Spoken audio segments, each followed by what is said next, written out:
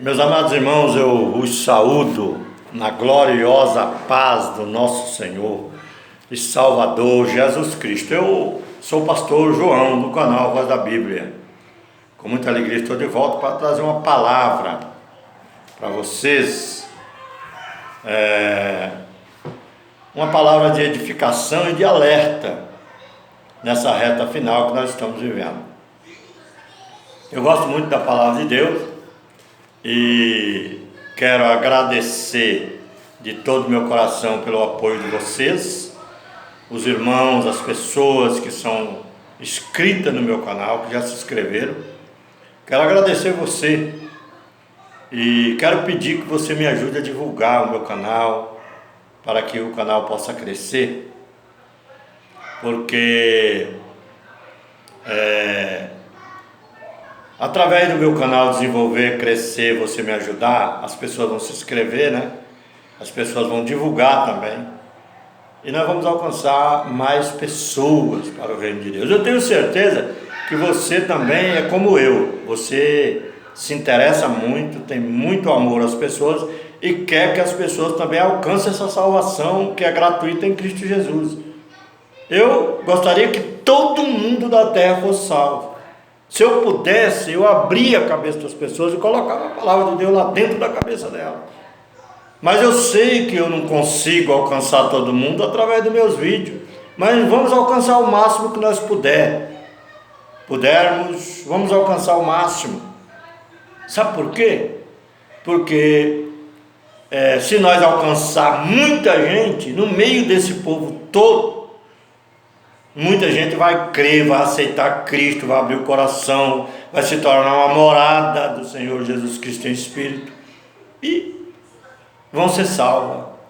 E é isso que nós temos que fazer. Então, como eu entendo, eu não tenho orgulho, graças a Deus eu sou liberto disso aí.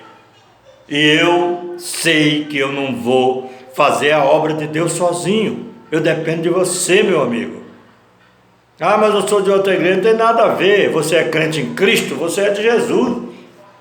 Não importa a organização que você é. Ah, eu sou católico, não importa, divulgue o vídeo, se inscreva no canal. Entendeu? Divulgue, ajude, porque você vai receber galardão junto com aqueles que plantam. Se você vai ajudar a colher as almas.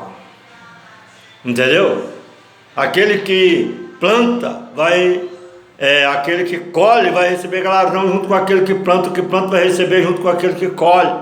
É uma obra maravilhosa feita por Deus. Os apóstolos começaram. Hoje vamos falar um pouco de Pedro, e vamos falar um pouco sobre as duas casas de Israel, porque eu já tenho alguns vídeos que falam sobre as duas casas de Israel, e eu sempre tenho falado para os irmãos, estude sobre as duas casas de Israel, que você vai entender, você vai desbloquear a profecia, você vai entender. Eu quero falar um pouco sobre Pedro, quem era Pedro, né? Eu quero ler aqui um texto, uma anotação que está aqui. A epístola de Pedro, a primeira epístola de Pedro, ela foi escrita em Babilônia, cerca de 60 depois de Cristo. Entendeu? O autor dessa epístola é Pedro, um dos 12 apóstolos, um dos primeiros que foram chamados para o grupo de apóstolos, de 12 apóstolos, para iniciar a busca que até hoje está acontecendo, que é a busca das ovelhas perdidas da casa de Israel. O Israel disperso que aconteceu na divisão do reino de Roboão, filho de Salomão. Então nós vemos, ele era um dos 12 apóstolos, entendeu? Aqui no capítulo 1 e o versículo 1 fala: Pedro, apóstolo de Jesus Cristo, aos estrangeiros dispersos do Ponto, da Galácia, da Capadócia, da Ásia e Bitínia. Olha bem, que está falando aqui de disperso. Agora vamos voltar um pouquinho atrás, para nós entender bem quem era Pedro. Lá em Mateus 10, verso 2 também fala, ele tinha o nome de Simão. Depois Jesus mudou o nome dele, Simão e Cefas. João 1:42. Um pescador nativo de Betsaida. Mateus 4:18 e João 1:44. Sua história, Mateus 4:18, 8, 14, e assim alguns versos que eu não quero chegar em tudo isso, mas a história revela que ele era casado. Por quê? Porque ele tinha sogra. Jesus um dia curou a sogra dele que estava com febre, entendeu? Ele era casado, entendeu? E ele tinha sogra, porque se Jesus curou a sogra dele é porque ele era casado, entendeu? Aí tem uma igreja aí que fala que Pedro foi o primeiro papa, que Pedro foi isso, foi aquilo, e que papa não pode casar, e que os padres não podem casar. Por que isso? Porque eles não querem ter responsabilidade com a família de ninguém, porque eles só pensam financeiramente, só aqui, construir o império aqui. Enganou as pessoas, impetrou na cabeça das pessoas esse engano maligno, e vive na idolatria, no pecado, adorando imagem de todo tipo de imundícia, e fala que Pedro foi o primeiro papa. E olha bem, Pedro era casado, Mateus 8:14, 1 Coríntios 9:15. Ele não tinha liderança sobre toda a igreja, ele nunca teve liderança sobre toda a igreja. Ministrou primeiramente somente aos judeus, primeiramente aos judeus, que ele não tinha entendido ainda os mistérios da divisão do reino, que Efraim tinha sido lançado no meio das nações, porque quando a palavra Efraim se fala de frutífero, se fala de remanescente, fala de, digo melhor, dos dispersos, e fala de gentio, entendeu? E eu sempre falo nos meus vídeos que os gentios do primeiro grau, os israelitas dispersos, né? Efraim é representado por Efraim, entendeu? Filho de José, aquele meninozinho que Jacó cruzou a mão e abençoou lá no Egito. Então nós vemos, ele ministrou primeiramente aos judeus. Ele não era o líder nem da seção judaica da igreja, muito menos da parte gentia. Ele nunca foi isso aí. Sabe quem foi líder do gentil? Paulo. Entendeu? Paulo foi líder do gentil. Ele iniciou, foi chamado para o gentil, consagrado por Deus para isso. Entendeu? Pedro era somente um presbítero entre muitos outros. Não há a menor prova de que ele sequer visitou Roma. Ele nunca foi em Roma. Paulo, o apóstolo São Paulo, que foi em Roma, foi preso em Roma, morreu em Roma, na epístola aos Romanos e nas escritas em Roma, nunca mencionou como sendo um presbítero residente ali. Paulo nunca falou que Pedro era presbítero residente em Roma. Em vez de ir para o oeste, que é o lado onde estava Roma, encontramos Pedro indo para o leste, o contrário, escrevendo uma epístola na Babilônia, irmãos. Não sabemos nada de sua morte, além do que é dado em João 21, 18, 19. Ele escreveu 2 livros, 1º e 2 Pedro. Tema: exortar os crentes a permanecerem verdadeiros em todos os tipos de sofrimento. Isso é graça. E testificar a verdadeira graça de Deus. 5 e 12. Sofrimento é mencionado 16 vezes em 5 capítulos. Estatística.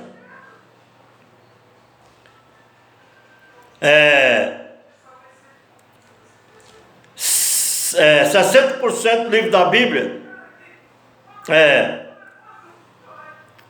5 capítulos,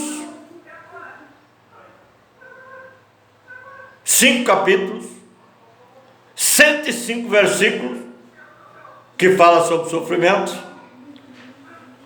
4 perguntas, 92 versículos no livro dele, de história. 3 versículos de profecias cumpridas e 10 versículos de profecias não cumpridas. Está lá nesse livro dele. 60% do livro da Bíblia fala sobre isso, do livro de Pedro. Então nós vemos que não tem nada a ver. Ele escreveu, Pedro, apóstolo de Jesus Cristo, aos estrangeiros dispersos no Ponto, na Galácia, na Capadócia, na Ásia e em Bitínia. Era o povo que tinha sido disperso já até essa ocasião. Essa epístola foi feita em 60 depois de Cristo. Entendeu? No ano 70 depois de Cristo, o general Tito, filho de Vespasiano, invadiu Jerusalém. Aí que o resto foi disperso. Mas Deus já tinha profetizado que ele ia dispersar o povo.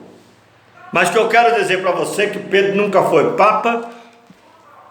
Ele não tem chave nenhuma de negócio, chave da porta do céu. Isso é mito, mentira. Entendeu? Ele não comanda a chuva, porque ele não é Deus. Ele foi um homem, um presbítero, como eu, como qualquer outro homem servo do Senhor. E se ele tivesse vivo aqui, ele ia dizer que ele não é melhor do que ninguém. Não adianta nós querer endeusar uma pessoa, achar que ele é. Ele não era melhor do que ninguém. Ele era um homem de Deus, obediente à palavra do Senhor. E ele passou essa mensagem de ser fiel também, ser santo, ser crente. Resista às provações, em qualquer circunstância você tem que ser fiel ao Senhor. E aqui está falando que ele escreveu essa epístola para os dispersos que estavam no Ponto, na Galácia, na Capadócia, na Ásia e em Betânia. Eleitos segundo a presciência de Deus. Aqui eu quero falar um pouco também sobre calvinismo. Entendeu? A Bíblia fala de eleitos. A Bíblia não fala de pessoas que são predestinadas. Predestinação não é doutrina bíblica, não é de Deus, não pertence a Deus. Predestinação é doutrina do maligno.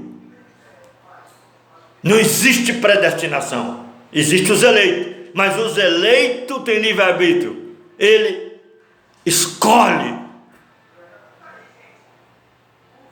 servir a Deus em qualquer circunstância. Eleito segundo a presciência de Deus. Deus sabe que eles vão ser eleitos, mas é eleito por escolha.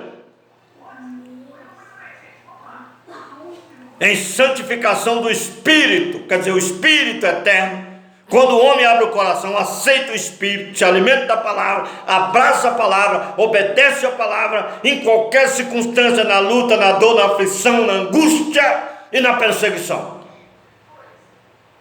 Se ele não abrir mão, com certeza, ele vai ser um eleito que faz parte da igreja do Senhor arrebatado naquele dia, após a grande tribulação. Ainda fala em santificação do Espírito para a obediência. Para a obediência, quer dizer, se não obedecer, não tem como. E tem gente que fala que, não, o cara é predestinado. Agora eu pergunto, se existisse esse negócio de predestinação, aí o cara é um pastor que acredita e prega a predestinação. Aí ele é casado, tem filho, vários filhos. Entendeu? O seu filho também é predestinado ou não? Porque você não vai querer que o seu filho não tenha oportunidade de salvação. Vai? Sim ou não? Ou você é um hipócrita que prega predestinação, e você tem um filho perdido, e você fica tampando o sol com a peneira, e dizendo que o seu filho é predestinado também, que na hora certa ele vai vir, porque ele é predestinado. É uma mentira, uma falácia, uma coisa do outro mundo.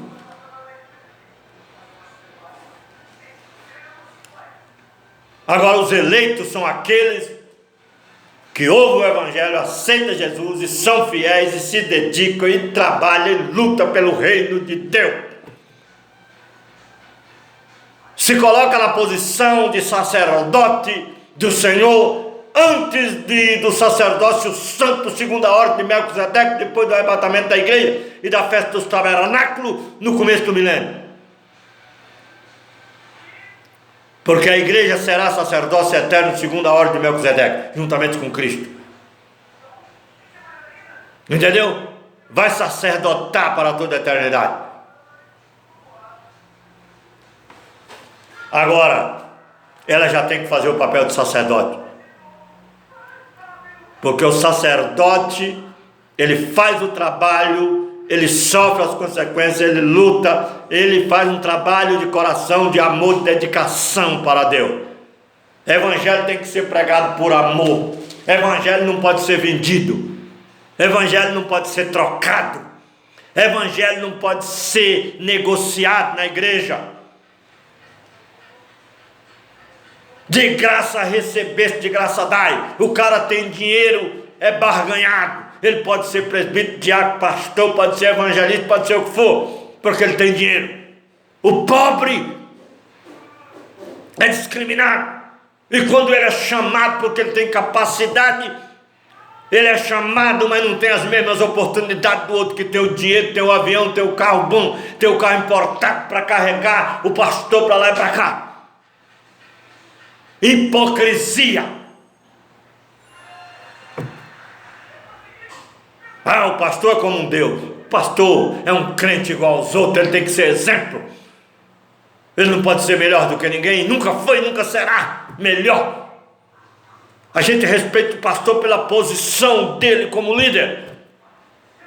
Mas como crente em Cristo Jesus, ele também precisa se humilhar, descer, para dar exemplo para que os irmãos também desçam no momento de descer,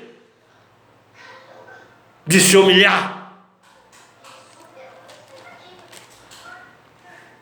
Mas essa epístola foi endereçada ao disperso.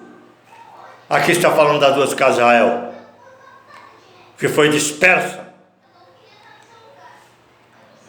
Aí Pedro diz aqui que eles, pelo Espírito de Cristo, o Espírito Santo, que é o mesmo Espírito de Jeová em Cristo, Deus estava em Cristo reconciliando o mundo consigo mesmo, a aspersão do sangue de Jesus Cristo, que foi vertido da cruz do Calvário, graça e paz vos sejam multiplicadas.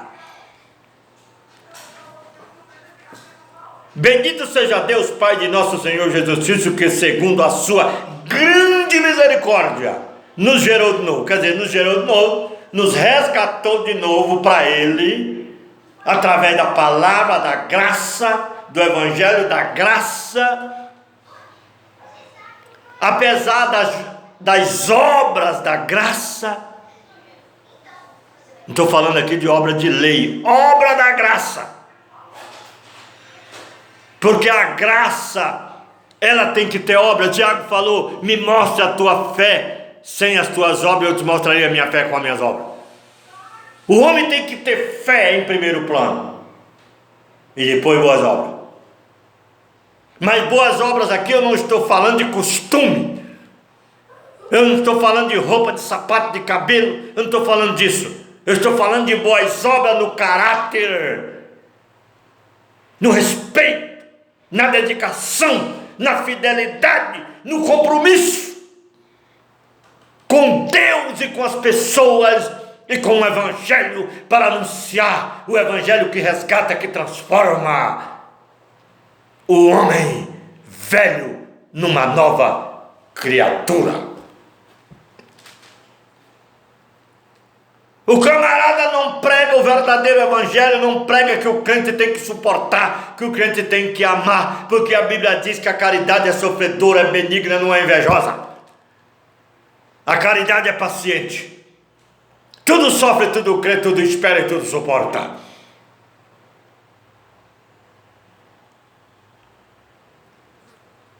Amém? A caridade é o amor. E o amor, nós temos que entender que o crente que ama, ele sabe que a vida do cristão na terra, ela é uma vida de lutas e de perseguição. Por que, pastor João? Porque o evangelho que eu prego é diferente do evangelho que só prega prosperidade, só prega carro novo, só prega casa, só prega dinheiro, poupança gorda, só prega essas coisas. Isso não é evangelho, isso é falácia. Até quando, irmão, você vai ficar mentindo para as pessoas, oferecendo riqueza para as pessoas? Ofereça Cristo, ofereça humildade, ofereça perseverança, ofereça dedicação.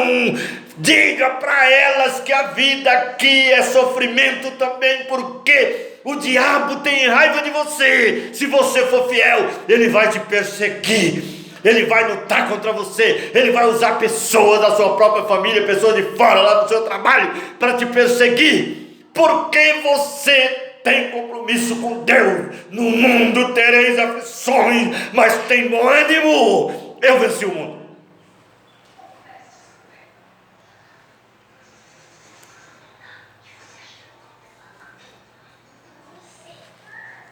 Aleluia. Bendito seja Deus, Pai de nosso Senhor Jesus Cristo, segundo a sua grande misericórdia, nos gerou de novo para uma viva esperança. Essa é a esperança que eu tenho, e eu quero passar para você essa esperança. Pela ressurreição de Jesus Cristo dentre os mortos. Ele ressuscitou e nos ressuscitará também naquele dia. Não temas o que mata o corpo e não tem poder de dar o destino para a alma. Temas antes aquele que mata o corpo e tem poder de lançar a alma no inferno ou levar para o lugar de descanso. Esse é poderoso. E o nome dele é Jesus de Nazaré. Ele disse: é-me dado todo poder nos céus e na terra, para uma herança incorruptível e incontaminável. Essa é a herança que eu estou pregando. Eu não estou pregando herança corruptível. É herança que é corruptível, contaminável, que a traça e a ferrugem pode comer e consumir. Eu não estou te dando riqueza material, eu estou falando de riqueza espiritual, garantia de vida eterna no Evangelho de Cristo. Eu estou falando de coisa incorruptível, riqueza que não acaba, ouro que não se acaba. Eu estou falando de vestes que nunca se acaba. Eu estou falando de vida eterna em Cristo Jesus, nosso Senhor. Incontaminável, herança incontaminável que não pode se murchar, nem murchar, quanto mais se acabar. Guardada nos céus para nós. Só que nós temos que buscar isso através do nosso testemunho, da nossa obediência. Que mediante a fé estais guardado na virtude de Deus, para a salvação, já preste para se revelar no último tempo. Que tempo é esse aqui? Os últimos dias, os últimos tempos. É a última semana das 70 semanas de Daniel. É os 7 anos da grande tribulação. Quando terminar os 7 anos, irmão, acontecerá isso que eu estou pregando aqui. Vai ser revelada essa salvação, essa glória, essa maravilha no último tempo, em que vos grandemente vos alegrais, ainda que agora importa, sendo necessário que estejais por um pouco contristado com várias tentações. Olha aqui, a igreja tem luta, tem tentações, para que a prova da vossa fé, porque todas as coisas contribuem para o bem daqueles que amam a Deus, para que a prova da vossa fé, muito mais preciosa do que o ouro que perece e é provado pelo fogo, se ache em louvor e honra e glória na revelação de Jesus Cristo, quando ele vier depois da tribulação para arrebatar a igreja, ao qual não o havendo visto, mas no qual não o vendo agora, mas crendo. A gente não vê, mas cremos. Nós nos alegramos, vos alegrais com gozo. Eu tenho gozo na minha alma de saber disso. Inefável, gozo inefável e glorioso, alcançando o fim da vossa fé, a salvação da alma. Da qual salvação? Da qual salvação foram inquiriram e trataram diligentemente os profetas que profetizaram sobre isso. Profetizou sobre Cristo, profetizou sobre a graça, profetizou sobre as duas casas de Israel, sobre a divisão do reino, que Israel ia ser lançado no meio das nações. Foram profetizados pelos profetas que profetizaram da graça que vos foi dada, indagando que tempo ou que ocasião de tempo o Espírito de Cristo que estava neles indicava anteriormente pelos profetas, testificando os sofrimentos que a Cristo haviam de vir e a glória que se lhes havia de seguir. O ministério de Jesus foi um ministério de sofrimento, mas foi um ministério de glória, de poder e de autoridade. Os cegos iam, os paralíticos andavam, os leprosos eram purificados, os mortos ressuscitavam, os mudos falavam, e aos pobres era anunciado o evangelho da salvação. Estava neles, indicava anteriormente, de vir, anteriormente testificando o sofrimento de Cristo, que havia de vir, e a glória que se lhes havia de seguir, aos quais foi revelado que não para si mesmo, mas para nós. Os profetas sabiam que não era para eles isso, era para o tempo do fim. Para nós, eles ministravam essas coisas que agora vos foram anunciadas por aqueles que pelo Espírito Santo enviado do céu vos pregaram o Evangelho, para as quais coisas os anjos desejaram bem atentar. Os anjos queriam pregar, mas não foi permitido aos anjos, foi permitido aos homens. Paulo, Pedro, esses apóstolos, tudo iniciou, e eu agradeço, meu Deus, levanto a minha mão sem ira e sem contenda, que o Senhor me deu essa oportunidade para me dar continuidade nesse evangelho de salvação, pregando o verdadeiro evangelho, não isentando a igreja da grande tribulação, e não defendendo o calvinismo, e não defendendo predestinação, mas defendendo um evangelho que entra no homem, transforma o homem, pelo poder da palavra de Cristo e pelo Espírito de vida. Irmão, salvação é escolha. Você tem que crer. Se você não conseguir virar as costas para o pecado, para o mundo, para a idolatria, para o que não presta, e abraçar essa salvação maravilhosa em Cristo Jesus, você é um homem, uma mulher condenada ao fogo do inferno.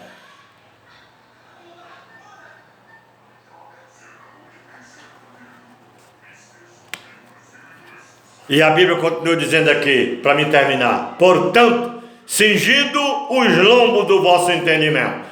Eu estou pregando para você entender o verdadeiro evangelho. Cinja os teus lombos com o verdadeiro entendimento, o verdadeiro evangelho de Cristo. Sede sóbrio, temperado. Esperai inteiramente na graça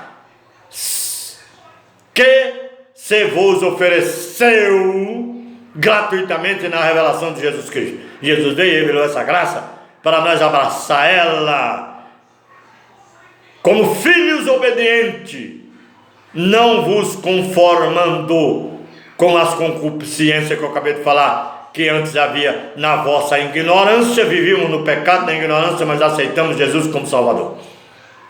Mas como é santo aquele que vos chamou, sede-vos também santos em toda a vossa maneira de viver. O que é santidade aqui, irmão?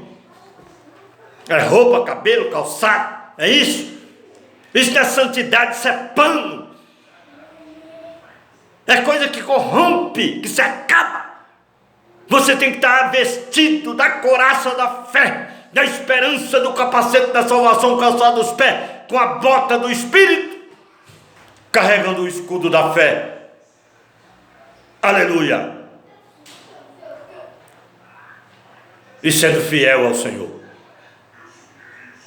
O profeta Isaías pregou 3 anos nu e descalço. Ele deixou de ser profeta Isaías, deixou de ser o profeta Isaías, nu e descalço. Não tenho roupa boa, pregue.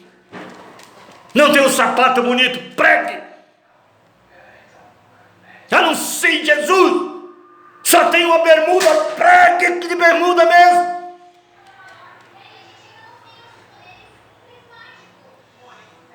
Não tenho um paletó, uma gravata para colocar, anuncie o evangelho. O evangelho tem que estar dentro de você, não é na sua aparência. Defenda Cristo em qualquer circunstância, com sapato, sem sapato, com calça, sem calça, com bermuda ou sem bermuda, com paletó, gravata ou não, pregue. Largue essa idolatria de desfile de moda e olhe para Cristo, o autor e o consumador da vossa fé.